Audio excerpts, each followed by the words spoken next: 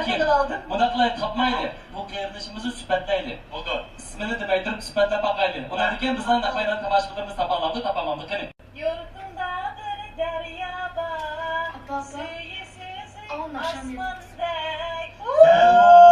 Kani da fazla muş kız zadı kimdi o? Sizler bir de bekliyorlar. 3, 2, 1. Doğru taptılar arkadaşlar. He. Dilara şükür.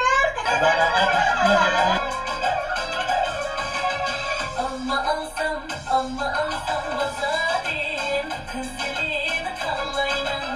Amma alsam bazarin. Kız dilini kallayın.